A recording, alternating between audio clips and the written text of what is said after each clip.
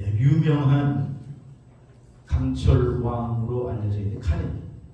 이 카네기는 부자로 살았지만 그러나 평생 카네기는 자기 사무실 한가운데 낡은 커다란 그림 하나를 걸어놓고 늘 그 그림을 보면서 마음을 다잡았다고 합니다. 원래 카네기는 젊은 시절에는 그는 세일즈맨으로 이 집 저 집을 방문하면서 물건을 팔고 다니는 사람이었습니다. 그러나 어느 날 한 좀 부유하게 보이는 노인 댁을 방문하게 되었는데 그 집의 거실에 걸려있는 그림 한 점에 압도를 당했습니다.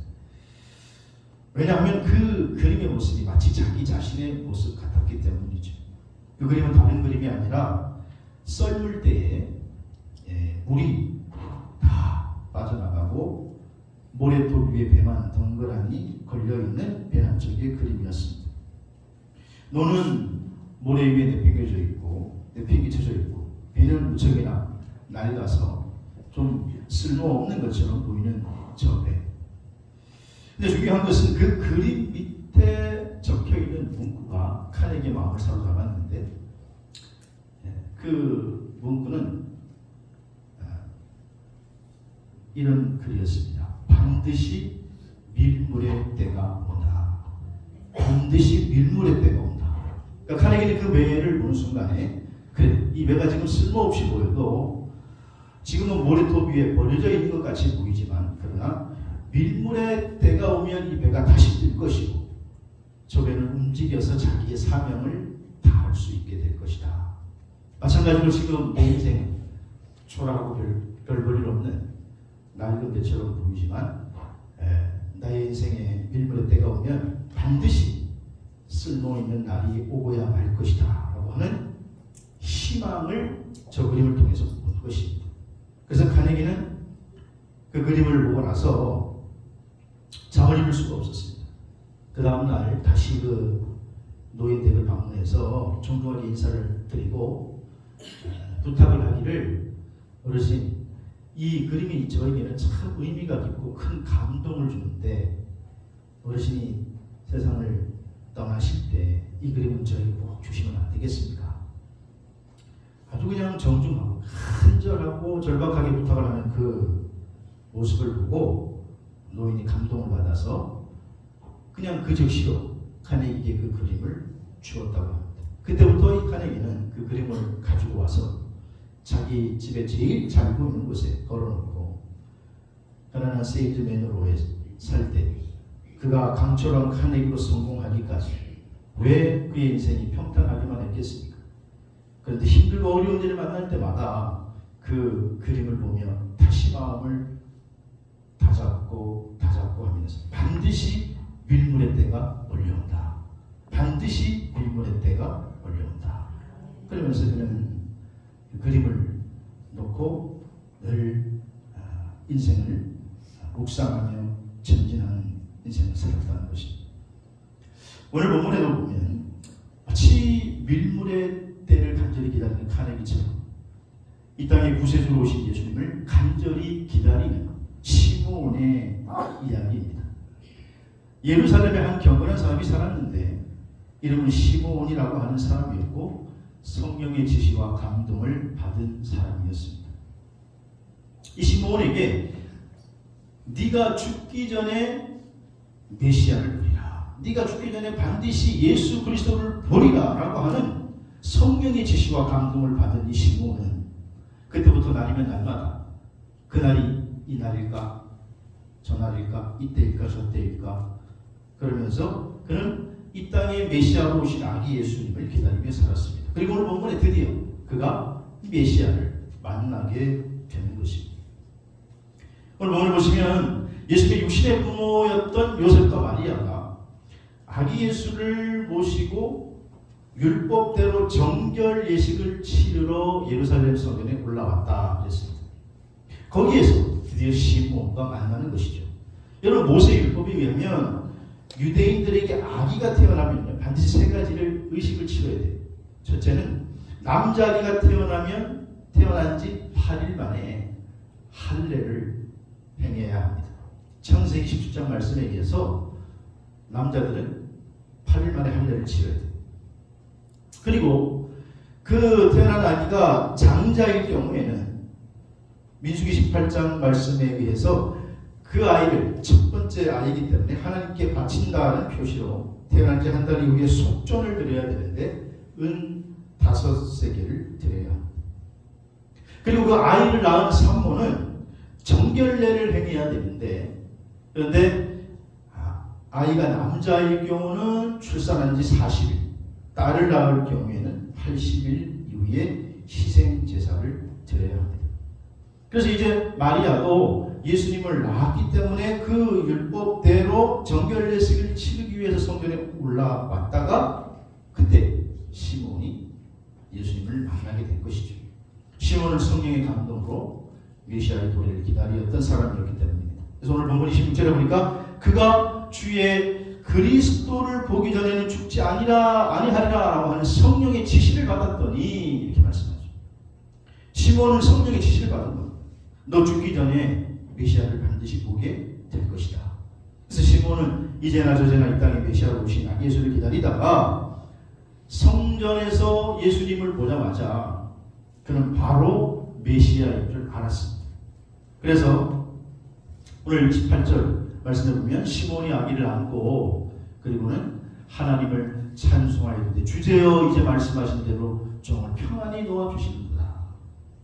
내 눈이 주의 구원을 보았사오니 이제 만민 앞에 예비한 것이요 이방을 비추는 빛이요 주의 백성 이스라엘의 영광이니이다. 이러면서 찬양과 영광을 돌리게 되는 것입니다. 오늘 누가복음의 말씀은 예수님의 탄생을 지금 기록하면서 찬송시의 형태로 증언해주고 있는데 여기는 5편의 찬송시가 있는데 오늘 본문 말씀은 이 5편 가운데 마지막에 해당되는 시몬의 고별송에 해당이 됩니다. 시몬은 비록 지금 나이가 많이 들었지만 그의 마음은 아기 예수를 만나는 그 감동으로 벅찬 기쁨과 평안으로 충만해서 그의 입술에서부터 찬송이 흘러나오는 것이죠. 저는 오늘 본문의 말씀을 가지고 그래서 예수님을 기다리는 시몬이라고 하는 제목으로 말씀을 나누려고 하는데 예수님을 기다리는 시몬은 첫 번째 어떤 모습이냐? 그는 의롭고 경건하였다. 오늘 본문 25절에 보니까 예루살렘에 시몬이라고 하는 사람이 있는데 이 사람은 의롭고 경건하여 이렇게 말씀하고 있죠.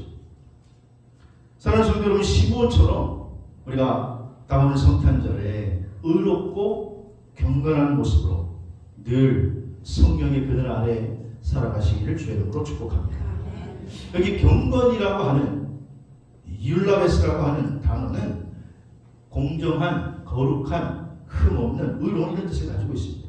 그러니까 시몬이 지금 성령의 지시를 받아서 내가 죽기 전에 메시아를 그리스도를 보리라고 하는 지시를 받았으니까 그날을 지금 학수고대하면서 기다리는데 날짜를 안 가르쳐 줬으니까 그 메시아를 만나고 기다리며 살 때 그의 신앙적인 상태는 의롭고 경건한 삶을 살았다는 것입니다. 다시 말해서 시몬은 그날을 기다리며 늘 깨어있는 삶을 살았다는 것입니다. 당시의 유대 지도자들도 메시아를 알아보지 못했는데 그런데 이 시몬이라고 하는 평범한 사람은 메시아를, 이 땅의 구원자를 즉시 알아보았던 것입니다. 아니나 다를까 이 시몬은 나중에 역사적 기록에 의하면 AD 13년 사내들이 의장을 지낼 만큼 평생 아주 의롭고 경건한 삶을 살았습니다. 2023년 대강절 둘째 주일에 우리가 시몬의 모습을 통해서 메시아를 기다리는 우리의 삶의 자세는 의롭고 경건해야 됨을 깨닫고 의롭고 경건한 삶으로 주님을 기다리는 저와 여러분 되시기를 주의 이름으로 축원합니다. 디모데전서 6장 11절 말씀을 보니까 오직 너 하나님의 사람아 이것들을 피하고 의와 경건과 믿음을 따르며 이렇게 말씀하고 있습니다. 즉 하나님의 사람이 반드시 갖추어야 할 그러한 덕목 가운데 의, 경건, 믿음을 언급하고 있습니다. 그러므로 여러분 우리가 경건한 삶으로 성탄절에 우리의 믿음을 조금 더 업그레이드 시키는 기회가 될 수 있기를 주의 이름으로 축원합니다. 누가복음 1장 6절에는 사가랴 엘리사벳 그 부부의 이야기를 증언하면서 이 두 사람도 하나님 앞에 의인이었다. 주의 모든 계명과 규례대로 흠이 없이 행하였다. 즉 이 사가랴 부부도 나중에 아기 예수를 메시아를 만나게 되는데, 그런데 이분들이 의롭고 경건한 삶을 살았기 때문이었다. 그렇게 말하고 있습니다. 그러면 경건이 뭐냐? 경건. 의롭고 경건한 삶을 살았다고 했는데 그 경건이 뭐냐? 야고보서 1장 27절 말씀에 의하면 경건은 이렇게 이야기하고 있어요. 경건. 한번 읽어볼까요? 제가 좋아하는 말씀 가운데 하나인데 시작.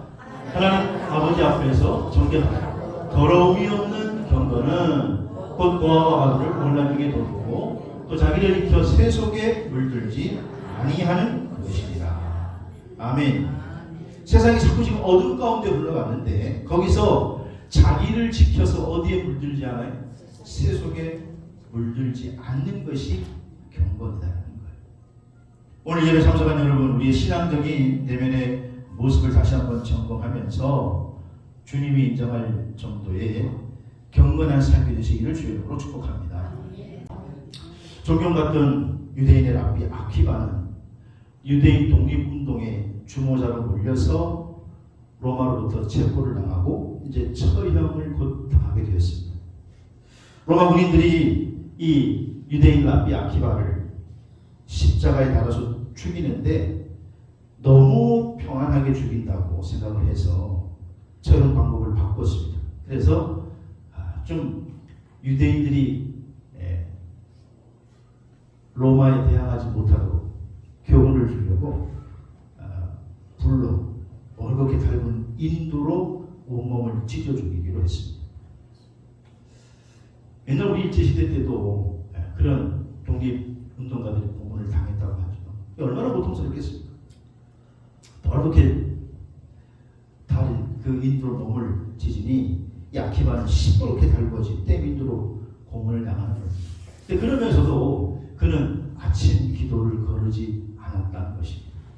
아침에 일어나서 여전히 하나님께 기도를 드리니까 형을 집행하는 로마 사령관이 하도 기가 막혀서 그대는 이렇게 고통을 당하면서도 아침 기도를 드리는 건가 물어봤더니 랍비 아키바가 대답하기를 나는 하나님을 사랑함으로 이제껏 한 번도 아침 기도를 빠뜨리지 않았어. 더구나 지금 이렇게 죽어가는 마당에 내가 아침 기도를 드릴 수 있다는 것이 얼마나 행복한 일이요. 그러면서 랍비 아키바는 서서히 죽어간다는 것이죠. 여러분, 기도는 모든 경건의 초석이 되는 줄로 믿습니다. 그러니까 진정한 경건이라고 하는 것은 무엇이냐? 우리가 오늘 삶의 고통스러운 상황 가운데에도 기도할 수 있는 것, 고통스러운 환경 가운데에도 우리가 좌절하지 않는 것, 고통스러운 환경 가운데도 하나님을 바라보는 것, 고통스러운 삶이 나를 흐트러뜨리지 않게 하는 것, 이것이 진정한 경건의 모습인 줄로 믿습니다. 그러므로 오늘 시몬의 모습처럼 우리가 의롭고 경건한 삶으로 주님을 고대하시는 저와 여러분이 되시기를 주의 이름으로 축원합니다. 두 번째로 예수님을 믿는 시몬의 모습은 오늘 27절을 보니까 성령의 감동으로 성전에 들어갔다. 그래서 아기 예수를 믿는 시몬은 성전에 들어갔다. 이 말은 성전 중심의 삶, 다시 말해 교회 중심의 삶을 살았던 사람이 시몬이었다는 것입니다. 오늘 시몬이 메시아로 오신 예수 그리스도를 만난 사건은 시몬이 성전에 들어갔기 때문에 일어난 일이었습니다. 그래서 거기서 예수님을 결정적으로 만난 것이죠. 그 만난 장소가 바로 성전이었습니다. 그런데 시몬이 성전에 들어간 이유를 오늘 보면 27절은 어떻게 기록하고 있느냐? 성령의 감동으로 성전에 들어갔다. 그렇게 증언해요. 성령의 감동으로 들어갔을 때 마침 요셉과 마리아가 율법의 관례대로 아기 예수를 데리고 옴으로 만났다는 거예요. 그러니까 이 시몬은 늘 성령의 감동으로 살아가는 사람이었습니다. 또 아기 예수님의 부모인 요셉과 마리아도 성령의 감동으로 율법의 관례대로 요때 아기 예수를 데리고 성전에 들어왔을 때 만나게 됐다는 것입니다. 여러분, 성전은 메시아를 만나는 장소인 줄로 믿습니다. 교회는 하나님을 만나는 장소예요. 예수 그리스도를 만나는 장소예요.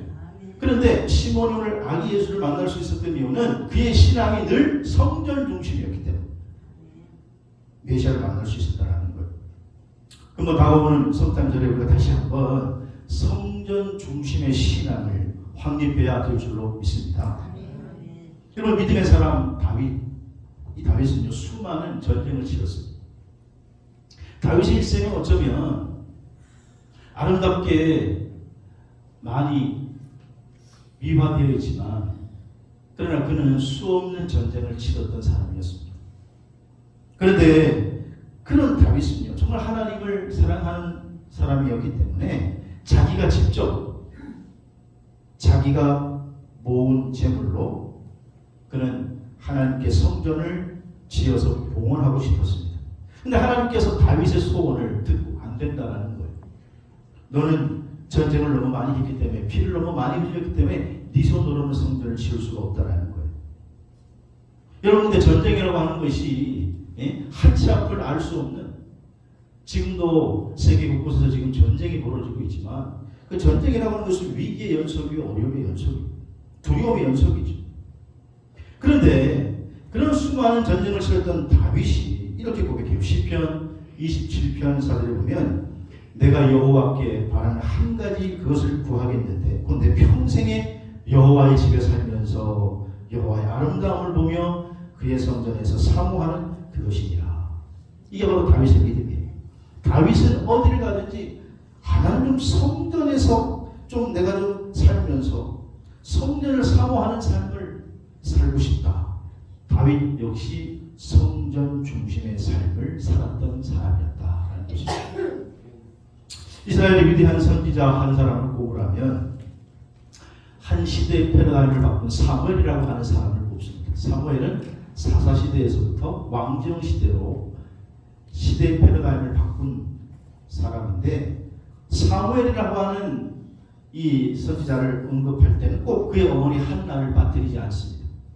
근데 한나는 자식이 처음에 없었습니다. 근데 사무엘을 얻었죠. 사무엘 1장에 보면 그 한나가 사무엘을 얻는 과정을 설명하는데 한나가 아들이 없어서 서러움이 못받쳐서 그래서 그는 하나님의 성전에 가서 울면서 기도하죠. 사무엘 1장 한나의 신앙을 쭉 소개하면서 두 가지로 그의 신앙을 소개하는데 첫 번째는 그는 그 어려운 가운데도 하나님께 기도를 드린 신앙이었고 그리고 기도의 응답을 받아 사무엘을 얻었을 때 약속대로 사무엘을 성전에 드린 신앙이었다. 그렇게 소개를 해요. 여기서 우리가 주목해야 할 것은 한나의 신앙은 한나가 기도하기 위해서 늘 주의 성전에 머물렀다라고 하는 것입니다. 사무엘상 1장 5절을 보면 그는 실로에서 먹고 마신 후에 일어나서 제사장 엘리가 여호와 문설주 곁에 앉아 있었다. 그런 말씀이 있어요. 여기 실로라고 하는 말이 오늘 우리 말로는 주의 전, 즉 교회 성전을 말하는 것입니다. 그래서 세번역 성경에도 보면 한 번은 엘가나 일행이 이 한나의 남편이었던 엘가나 일행이 실로에 있는 주의 집에서 음식을 먹고 마신 뒤에 이렇게 기록하죠. 그러니까 한나는 기도할 때 자신의 지금 답답한 마음을 가지고 기도할 때 자기 집에서 기도한 게 아니라 주의 전에 와서 주의 전에서 기도했다는 거예요. 어려운 상황 속에서도 한나가 기도한 것은 교회예요. 또 그 기도의 응답으로 주의 종을 만난 것도 교회예요. 또 주님께 선물을 받은 자녀를 하나님께 드린 것도 교회였다는 거예요. 그래서 한나의 신앙의 핵심은 교회 중심의 신앙인 줄로 믿습니다. 성전 중심의 신앙이었다라는 거예요. 오늘 이 본문의 주인공 시몬도 성령에 이끌려서 성전으로 들어가는 그래서 성전 중심의 신앙, 교회 중심의 신앙이었다는 것입니다. 근본 성탄주일에 시몬과 한나처럼 교회 중심의 신앙생활을 굳게 세우는 저와 여러분들 되시기를 주의 이름으로 축복합니다. 뉴욕 지하철은요 세계에서 가장 규모가 큰 지하철로 총 연장이 이 지하철 규모가 380km나 된다고 합니다. 380km. 별로 놀라지 않죠. 우리 동네 지하철이 없어서 이 목소리가 이거 너무 큰 것 같아요. 조금 줄여주면 좋겠다. 근데 2017년에 한번 뉴욕 지하철이 선로를 벗어나서 달리다가 벽과 충돌한 큰 사고가 있었던 일이 있었습니다. 나중에 밝혀진 그 사고의 원인은 이제 이 객차들이 너무 오래돼가지고 하도 지하철이 일찍 생겨가지고 그게 너무 오래되니까 비상 브레이크가 들지 않아가지고 그냥 여기 갖다 박은 거예요. 그래서 그 사고로 34명이 다쳤는데 생명에는 다행히 이상이 없었다고 합니다. 근데 여러분, 만약에 달리는 지하철이 달리는 기차가 선로에서부터 벗어나게 된다고 하는 것은 이거는 참 엄청난 사고로 이어지는 일이겠죠. 우리가 그렇게 빠르게 달리는 우리 KTX가 선로에서 만약에 벗어나게 된다면 큰 사고로 이어지는. 여러분, 지구가 이 태양계에서부터 이탈하게 되면은 엄청난 재앙이 발생하게 될 것입니다. 똑같습니다. 오늘 우리의 믿음은 교회 중심의 신앙생활에서부터 벗어나게 되면 이단에 빠지기 쉽고 또 잘못된 것에 빠지기 쉽고 사탄 마귀 유혹에 넘어가기가 쉽습니다. 큰 사고로 이어질 수 있다는 거예요. 그래서 오늘 우리의 삶의 중심을 우리가 무엇에 두고 살아가는지를 좀 점검해 봐야 되는데, 예전에는 교회 중심의 삶을 살았는데 이제는 다른 것에 염두를 두고 살지는 않는지 점검하고 근본 성탄절에 다시 교회 중심의 성전 중심의 신앙이 되시기를 주의 이름으로 축원합니다. 오늘 예수님을 기다린 시므온은 성령님의 지시를 받고 늘 성령님 그 위에 머물러 있었고, 그래서 성령의 인도를 받았는데 그러다 보니까 그는 성전 중심의 삶을 살았고 그래서 예수 그리스도를 만나는 특권을 누리게 되었다라고 하는 것입니다. 오늘 우리도 이 시므온과 같은 성전 중심의 삶이 굳게 세워지기를 주의 이름으로 축원합니다. 세 번째로 예수님을 기다린 시므온의 모습은요, 하나님께 찬양을 드렸다. 한마디로 하나님께 영광을 돌리는 삶을 살았다. 오늘 28절에 보니까 시므온이 아기를 안고 하나님을 찬송하여 이르되. 지금 시므온 입장에서 너무 기쁜 거예요. 여러분, 학수고대 하던 메시아를, 자기는 유명한 랍비도 아니고 제사장도 아닌데 자기가 인류 역사 가운데 제일 먼저 아기 예수를 보게 됐다. 얼마나 흥분되는 일이겠습니까? 그리고 자기에게 약속된 그 예언이 성취되는 그런 그 기쁨을 그는 하나님께 찬양하고 있는 것입니다. 오늘 시몬의 예언대로 메시아를 그래서 직접 만나게 됐을 때에 그는 그 경이로움으로 하나님을 찬양하는데, 오늘 28절에 보니까 시몬이 아기를 안고 하나님을 찬송하여 이르되 예수님을 기다리는 시몬이 하나님께 영광을 돌리는 삶을 살았다라고 하는 것입니다. 여러분, 오늘 사실 나의 나된 것은 하나님의 은혜인 줄로 믿습니다. 오늘 여러분이 이 자리에 앉아있는 것도, 앉아서 이 건강한 몸으로 예배드리는 것도 하나님의 은혜인 줄로 믿습니다. 왜냐? 요한복음 6장 44절 이하에 보면 내 아버지께서 이끌어주지 아니하시면 아무도 나에게 올 자가 없다. 여러분이 여러분 발로 온 것 같지만, 그러나 하나님께서, 우리 아버지께서 여러분 마음을 이끌어주셔서 이 자리에 온 줄로 믿습니다. 고린도전서 12장 3절을 보면 누구든지 성령으로 말미암지 않고는 예수를 주라 고백할 수가 없느니라. 여러분은 그냥 예수님, 주님 당연하게 그렇게 말하는 것 같지만 사실은요, 성령님이 역사하지 않으면 그렇게 고백할 자가 없다는 거예요. 그래서 이것이 하나님의 은혜이고 성령이 인도해 주셔서 오늘 우리가 이 자리에 있고 이 땅에 오신 예수님을 주님이라고 고백하게 된 줄로 믿습니다. 그러니까 이게 여러분 은혜라고 하는 거예요. 그러니까 은혜 받은 자의 기본은 뭐냐? 은혜 받은 자의 삶은 뭐냐? 하나님께 영광을 돌리는 것이죠. 출애굽기 14장에 보면 출애굽한 이스라엘 백성들이 처음에는 흥분에 차 있었습니다만은, 그러나 얼마 지나지 않아서 그들에게 위기가 닥치죠. 앞에는 홍해 바다가 막혀 있고 뒤에는 애국의 군사가 쫓아오고 절대절명의 위기입니다. 하나님의 기적의 역사로 그들은 마침내 홍해가 갈라지게 되고 이스라엘 백성들은 건너가서 추격해오던 애국 군사들은 홍해 속에 수장되고 다 떠내려가요. 자, 이제 이스라엘 백성들이 이 광경을 다 목도했습니다. 그리고 거기에 대한 반응이 출애굽기 15장에 나오는데, 홍해를 무사히 건너간 이스라엘 백성들이 하나님을 찬양하는데, 출애굽기 15장 1절에서 18절 말씀에 보면 모세의 노래가 나오고 19장 15장 19절에서 21절에 보면 미리암의 노래가 나와요. 당시에는 유대 사회는 철저하게 남성 중심의 사회. 그런데 성경은 거기에 모세의 노래 또 미리암의 노래 다 이렇게 기록되어 있는 것을 보면 남녀노소가 다 하나님의 은혜를 찬양하고 영광을 돌렸다는 것입니다. 즉 두 시의 내용 모두가 다 위대한 일을 이루신 하나님을 찬양하는 것입니다. 그래서 15장 1절에 보니까 모세와 이스라엘 자손이 노래로 여호와께 노래했다. 또 15장 21절에는 미리암이 그들에게 화답하여 이르되 너희는 여호와를 찬송하라. 같은 내용이지만 모세의 노래와 또 여인들 중심으로 한 미리암의 노래가 함께 드려지는 것입니다. 즉 이 엄청난 사건 홍해를 건넌 이스라엘 백성들은 죽음의 위기를 극복한 그 기쁨을 자신의 것으로 취하지 않고 마땅히 높임을 받아야 할 하나님께 영광을 돌렸다는 거예요. 오늘 본문에도 보면 시몬도 이 위대한 일을 경험한 후에 주님을 찬양하며 하나님께 영광을 돌린 것입니다. 오늘날 많은 성도들이 하나님께서 베푸신 은혜를 마치 자신의 노력처럼 여기면서 살아갈 때가 있습니다. 그게 아니라고 하는 것입니다. 오늘 우리가 지금까지 온 것도 하나님의 은혜인 줄로 믿습니다. 시몬과 또 홍해를 건넌 이스라엘 백성들처럼 우리가 하나님의 은혜에 대해서 찬송으로 영광을 돌리는, 감사로 영광을 돌리는 복된 성도들이 되시기를 주의 이름으로 축원합니다.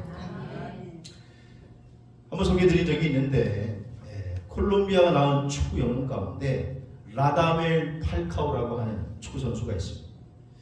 이 축구 선수는 세계 최고의 스트라이커 중에 하나로 꼽혀서 그는 맨체스터 유나이티드, AS, 또 모나코, 아틀레티코 마드리드 유명한 팀을 다 거쳐갔고 그리고 많은 업적을 이룬 축구 영웅인데 사실 이 선수는 콜롬비아 축구 선수 출신이에요. 가난한 나라 콜롬비아.